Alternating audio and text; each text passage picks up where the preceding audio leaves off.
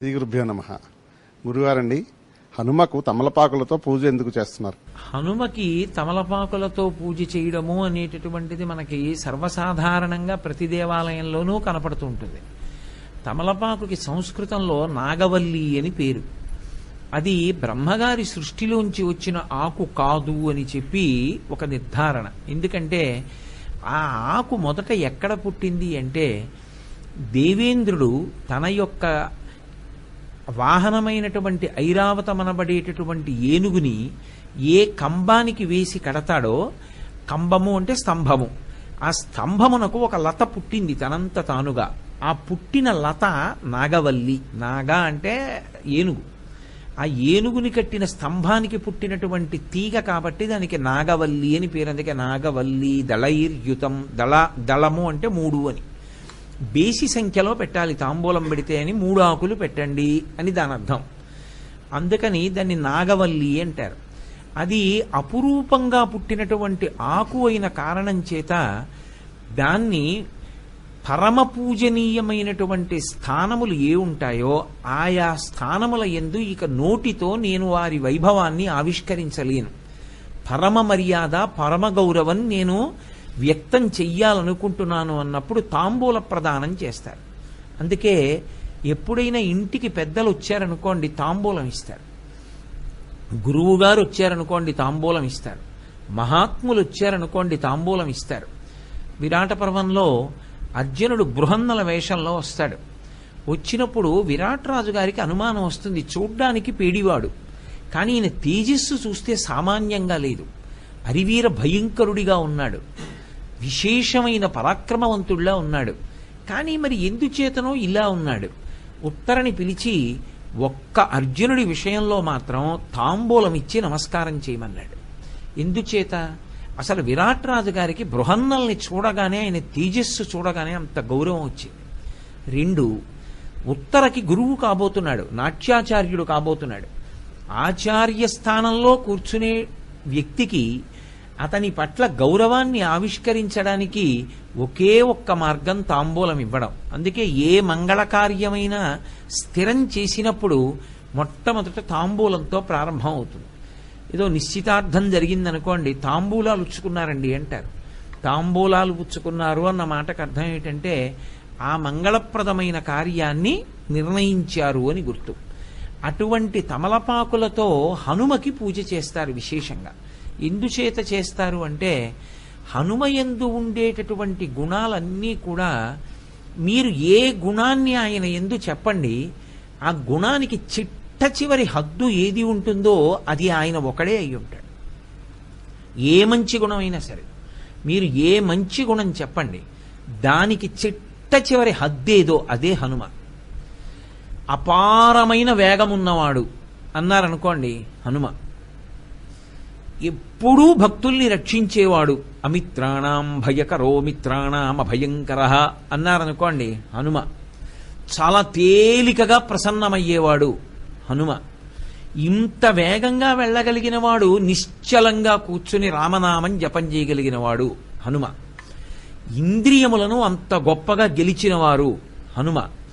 గొప్ప బుద్ధిమంతుడు హనుమ. నవవ్యాకరణ పండితుడు హనుమ. గురువుగారిని సేవించి చదువు నేర్చుకోవడంలో ఆయనంత కష్టపడ్డవాడు ఎవడూ లేడు. సూర్యుడితో కలిసి తిరిగి చదువు నేర్చుకోవడం అంటే మాటలు కాదు. అలా సూర్యగమనం జరుగుతుండగా సూర్యుడితో కలిసి సూర్యుడు భూమికి ప్రదక్షిణంగా వెడుతున్నప్పుడు తాను వెళ్ళి చదువు నేర్చుకున్నాడు. ఆయన తేజస్సుని ఓర్చుకున్నాడు. అందుకే ఆయనంత గురుభక్తి తత్పరుడు లేడు హనుమ. గురుభక్తి అన్నాం అనుకోండి హనుమ పేరే చెప్పాలి.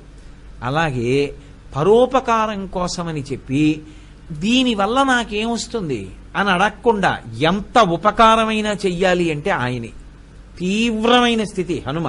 అందుకే రామార్థం వా నరార్థం చకీర్షం కర్మదుష్కరం సముద్రస్య పరంపారం దుష్ప్రాపం ప్రాప్తుమిచ్చతి అంటారు మహర్షి. ఎవరి కోసం 100 యోజనలు సముద్రం దాటాలి? ఎవరి కోసం అంత కష్టపడి అన్వేషణ చెయ్యాలి అంటే రాముడి కోసం, వానరుల కోసం. పరోపకారం కోసం అంత కష్టపడము అంటే హనుమ. అద్భుతమైన వాగ్వైభవము అంటే హనుమ. బుద్ధినివ్వగలిగిన వాడంటే హనుమ. రోగనాశనం చెయ్యగలిగిన వారంటే హనుమ. అసలు ప్రాణం పెట్టేవారు అంటే హనుమ. అందుకే రామాయణంలో హనుమ ఎక్కడ కనపడితే అక్కడ ప్రాణాలు నిలబడతాయి. అలా ప్రాణాలు నిలబెట్టగలిగిన వారెవరు అంటే హనుమ. అంత బలపరాక్రమాలుండి అంత బుద్ధి ఉండి కూడా తన కోసమని తాను ఒక పని చేసుకోని వాడు ఎవరైనా లోకంలో ఉంటే హనుమ ఒక్కరే. ఇవన్నీ ఒకెత్తైతే భార్యని స్వీకరించి కూడా కామం కోసం భార్యని స్వీకరించని ఏకైక వ్యక్తి ఈ సృష్టిలో హనుమ. లోకంలో ఎవరు భార్యని స్వీకరించినా కామము ధర్మబద్ధం చేసుకుని సంతానాన్ని పొందడానికి స్వీకరిస్తారు. సువర్చల వరమడిగింది. కామము లేనివాడు యజ్ఞయాగాది క్రతువులు నిర్వహించడానికి ధర్మపత్నిని కోరుకున్నవాడు ఎవరైనా ఉంటే వాడికి ఇల్లాలినవుతానంది. లోకంలో కామం లేనివాడు, సంతానాన్ని పొందాలన్న అపేక్ష లేనివాడు, కానీ గృహస్థాశ్రమంలో ఉంటే తప్ప యజ్ఞయాగాది క్రతువులు చేయడం కుదరదు కనుక అందుకొరకు భార్యని స్వీకరించాలి అని అనుకున్నవాడు, భార్యకి మళ్ళీ సంతానాన్ని పొందాలన్న కోరిక ఉండి భర్త ఆమెని స్వీకరించి ఆమె యందు సంతానం పొందకపోతే మళ్ళీ అది మహాపాపమై హింస కిందకు వస్తుంది. ఇద్దరి యందు అదే ప్రవృత్తి. ఆమెకి సంతాన అపేక్ష లేదు, ఆమెకి కామము లేదు. ఆయనకి కామము లేదు, ఆయనకి సంతానాపేక్ష లేదు. గృహిణిగా ఒకరికి ధర్మపత్నిగా ఆయనకి యజ్ఞాధికారం కల్పించాలి ఆవిడ కోరిక. గృహస్థాశ్రమంలో ఉండి జీవితం పండించుకోవాలి హనుమ కోరిక.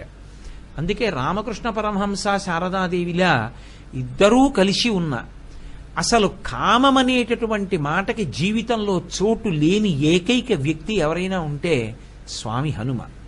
అందుకే మీరు ఏ గుణములు చూడండి, ఆ గుణములన్నిటిలోనూ కూడా చిట్ట చివరి స్థితిని ఇక పోల్చడానికి వీలు లేదు. ఇన్ని గుణములు కలిగిన వాడెవరు అని మీరు అడిగారనుకోండి, చాలా కష్టం చెప్పడం.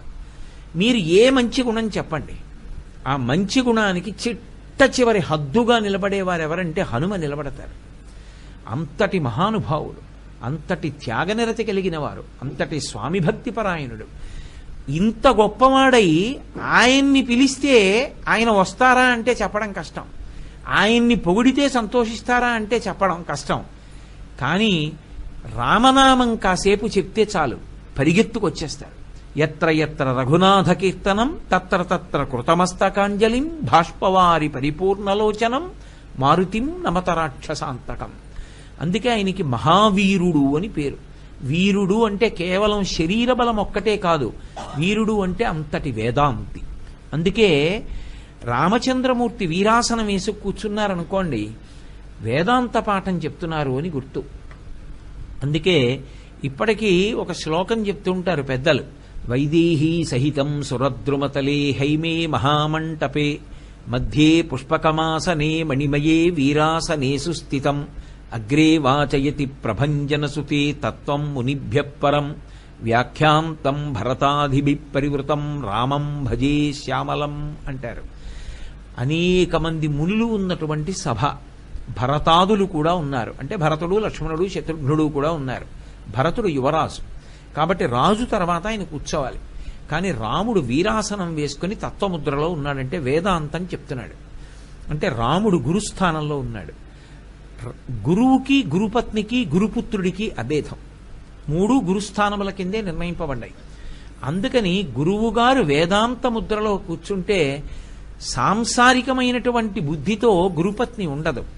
ఆమె సీతమ్మ కూడా అప్పుడు వేదాంతమునందే రమిస్తోంది. అందుకే జానకి అనలేదు, సీత అనలేదు, వైదేహీ సహితం, విదేహ వంశంలో పుట్టినది. అంటే దేహభ్రాంతి లేనిదై ఆమె ఉన్నది. అంటే ఆత్మగా ఆవిడ కూర్చుంది. ఆత్మారాముడై రాముడు కూర్చున్నాడంటే గురువుగా కూర్చున్నాడు. కూర్చుంటే ముందెవరు కూర్చుంటారు అంటే యువరాజైనా కూడా భరతుడు కూర్చోడు. అగ్రేవా చయతి ప్రభంజనసుతే వాయుపుత్రుడైన హనుమ కూర్చుంటారు. అంటే వేదాంతాన్ని వినడంలో అంత శ్రద్ధాభక్తులు కలిగినటువంటి శిష్యుడు. రాముణ్ణి సేవించిన వారు ఎందరో ఉంటారు, కానీ ఎప్పుడు రామపాదాల దగ్గర ఇలా నమస్కరిస్తూ కూర్చోగలిగిన వాడు హనుమ ఒక్కరే. అందుకే ఆయనకి మహావీరుడు అని ఒక పేరు. మహావీరుడు అంటే శరీర బలం ఒకటి ఉన్నవాడు అని కాదు, అంతటి వేదాంత ప్రజ్ఞ కలిగినటువంటి వాడు. అంతటి నిశ్చలమైన మనసున్నవాడు, అంతటి ఇంద్రియ నిగ్రహం ఉన్నవాడు, ఇంద్రియములను గెలిచినవాడు, ఇన్ని గుణములు కలిగినవాడు. అన్ని గుణములు కలిగిన మహావీరుడికి తమలపాకుతో పూజ చేస్తారు. ఎందుకంటే అది బ్రహ్మగారి సృష్టిలో లేని పదార్థం గనక, నాగవల్లి అని పేరుంది కనుక అటువంటి వారికి తమలపాకుతో పూజ.